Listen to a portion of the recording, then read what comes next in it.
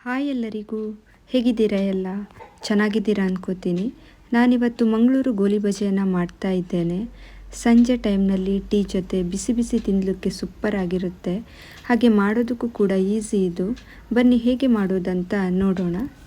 ನಾನು ಒಂದು ಮಿಕ್ಸಿಂಗ್ ಬೌಲ್ಗೆ 1/4 kg ಮೈದಾ ಹಿಟ್ಟನ್ನು ಹಾಕ್ತಾ ಇದ್ದೇನೆ. ನೀವು ಜಾಸ್ತಿ ಬೇಕಾದರೆ ಜಾಸ್ತಿ ಹಿಟ್ಟನ್ನು ಕೂಡ ಹಾಕ್ಕೊಳ್ಬೋದು. ಹಾಗೆ 1/4 ಸ್ಪೂನಷ್ಟು ಉಪ್ಪು, ಹಾಗೆ 2 ಸ್ಪೂನು ಸಕ್ಕರೆ, ಹಾಗೆ ಕರಿಬೇವನ್ನು ಚಿಕ್ಕ ಚಿಕ್ಕ ಕಟ್ ಮಾಡಿಕೊಂಡಿದ್ದೇನೆ. ಖಾರಕ್ಕೆ 1 ಹಸಿಮೆಣಸು, ನಿಮಗೆ ಖಾರ ಜಾಸ್ತಿ ಬೇಕಾದರೆ ಜಾಸ್ತಿ ಹಾಕ್ಕೊಳ್ಳಿ. ಮತ್ತು ಶುಂಠಿ ಇಷ್ಟನ್ನು ಇದಕ್ಕೆ ಹಾಕ್ಕೊಳ್ಳಿ. ಇದಕ್ಕೆ ಕಾಯಿನೂ ಕೂಡ ಹಾಕ್ತಾರೆ, ನಾನು ಇದಕ್ಕೆ ಹಾಕ್ತಾ ಇಲ್ಲ, ನೀವು ಬೇಕಾದರೆ ಹಾಕ್ಕೊಳ್ಳಿ. ಮಕ್ಕಳಿಗೆ ಹಸಿಮೆಣಸು ಬೇಡ ಅಂದರೆ ಹಾಕ್ಕೋಬೇಡಿ. ಹಾಗೆ 1/4 ಸ್ಪೂನಷ್ಟು ಅಡುಗೆ ಸೋಡಾನ ಹಾಕ್ತಾ ಇದ್ದೇನೆ. ಹಾಗೆ 1 ಕಪ್ಪು ಮೊಸರು ಇಷ್ಟನ್ನು ಹಾಕಿ ಚೆನ್ನಾಗಿ ಮಿಕ್ಸ್ ಮಾಡಿ. ನೀವು ಮೊಸರಲ್ಲೇ ಹಿಟ್ಟನ್ನು ಮಿಕ್ಸ್ ಮಾಡ್ಬೋದು.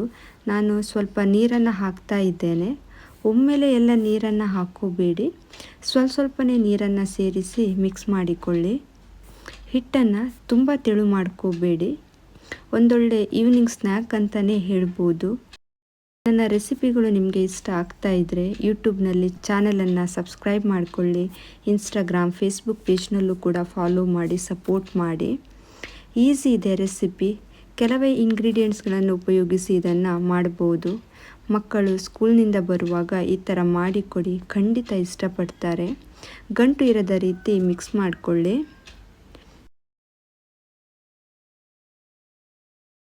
ಇನ್ನು ಇದನ್ನು 2 ಗಂಟೆ ಹುಳಿ ಬರಲಿಕ್ಕೆ ಇಡ್ತಾ ಇದ್ದೇನೆ. ಇವಾಗ 2 ಗಂಟೆ ಆಗಿದೆ. ಹಿಟ್ಟನ್ನು ಒಂದು ಸಲ ಮಿಕ್ಸ್ ಮಾಡ್ತಾ ಇದ್ದೇನೆ. ಇನ್ನು ಕೈಗೆ ಸ್ವಲ್ಪ ನೀರನ್ನು ತಾಗಿಸಿ ಹಿಟ್ಟನ್ನು ಎಣ್ಣೆಯಲ್ಲಿ ಬಿಟ್ಟರೆ ಆಯಿತು. ಎಣ್ಣೆನ ಹಾಕ್ತಾ ಇದ್ದೇನೆ.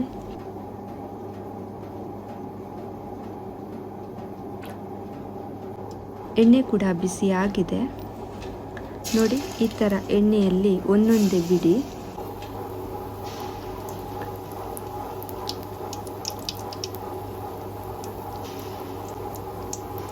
ಬಿಟ್ಟಿದ ತಕ್ಷಣ ಹಿಟ್ಟು ಮೇಲೆ ಬರುತ್ತೆ. ಬೆಂಕಿನ ಜಾಸ್ತಿ ಮಾಡ್ಕೋಬೇಡಿ, ಮೀಡಿಯಂ ಫ್ಲೇಮ್ನಲ್ಲಿಟ್ಟು ಫ್ರೈ ಮಾಡಿ. ಒಳ್ಳೆ ಗೋಲ್ಡನ್ ಬ್ರೌನ್ ಬರೋ ತನಕ ಫ್ರೈ ಮಾಡ್ಕೋಬೇಕು.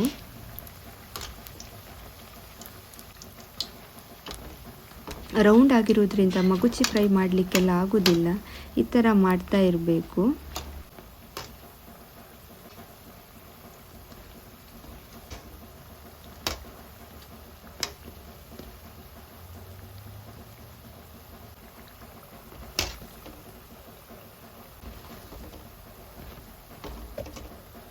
ಇವಾಗ ಇದು ಫ್ರೈ ಆಗಿದೆ, ತೆಗಿತಾ ಇದ್ದೇನೆ.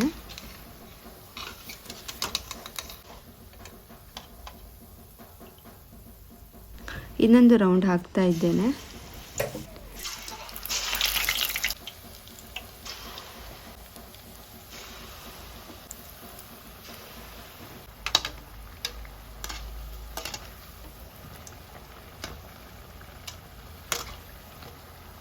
ಇದು ಸಹ ಆಗಿದೆ. ಸೂಪರ್ ಆದ ಗೋಲಿ ಬಜೆ ರೆಡಿ ಆಗಿದೆ. ಬಿಸಿ ಬಿಸಿ ಚಹಾ ಜೊತೆ ಸಂಜೆ ಟೈಮ್ನಲ್ಲಿ ತಿನ್ನಲಿಕ್ಕೆ ಸೂಪರ್ ಆಗುತ್ತೆ. ಹೊರಗೆ ಕ್ರಿಸ್ಪಿಯಾಗಿ ಒಳಗೆ ಸಾಫ್ಟಾಗಿ ತುಂಬ ಚೆನ್ನಾಗಿ ಬಂದಿದೆ. ಖಂಡಿತ ಈ ರೆಸಿಪಿನ ನೀವು ಟ್ರೈ ಮಾಡ್ತೀರಾ ಅಂದ್ಕೋತೀನಿ. ಇವತ್ತಿನ ರೆಸಿಪಿ ನಿಮಗೆ ಇಷ್ಟ ಆಗಿದೆ ಅಂದ್ಕೋತೀನಿ. ಇಷ್ಟ ಆದರೆ ಪ್ಲೀಸ್ ಒಂದು ಲೈಕ್ ಮಾಡಿ, ನಿಮ್ಮ ಫ್ಯಾಮಿಲಿ ಫ್ರೆಂಡ್ಸ್ ಜೊತೆ ಶೇರ್ ಮಾಡಿ. ಹಾಗೆ ಮತ್ತೆ ಸಿಗ್ತೀನಿ ಒಂದು ಹೊಸ ರೆಸಿಪಿಯೊಂದಿಗೆ. ಅಲ್ಲಿ ತನಕ ಬಾಯ್.